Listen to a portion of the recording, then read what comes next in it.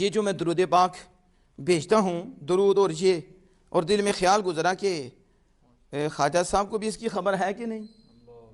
یہ خیال گزرا. کیا خیال گزرا؟ کہ خواجہ کو قطب الدین بختیار کاکڑ کو خبر ہے کہ نہیں کہ میں آتا ہوں درود بھیجتا ہوں فاتحہ کرتا ہوں، تو ان کو خبر ہے یا نہیں. بس یہ بات کی. جب یہ بات کی تو پھر آواز آئی. تو پھر کان ہونا تو آواز بھی آتی ہے اور سنی بھی جاتی ہے، سمجھ بھی آتی ہے. تو پھر آواز آئی، مرا زندہ پندار سلطان المشائخ قطب الدین بختیار کاکی کو زندہ سمجھ اپنی طرح.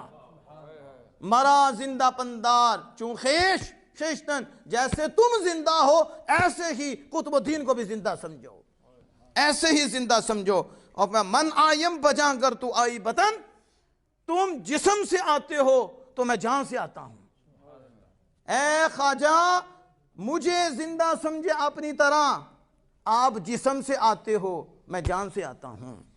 فرمایا سنیں، من آیم بجاں گر تو آئی بطن، اگر آپ جسم سے آتے ہو تو میں جان سے آتا ہوں. درودم فرستم درود، آپ فاتحہ کر کے مجھے بھیجتے ہیں تحفہ، تو میں سلام کا آپ کو تحفہ بھیجتا ہوں.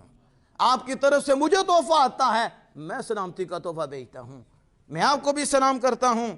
اور پھر آگے فرمایا کہ بیائی بیایم سے گنبد فروت، اگر تم میرے پاس آ جاؤ، اگر تم سنو ذرا، اگر تم میرے پاس آ جاؤ تو پھر میں بھی باہر آ سکتا ہوں.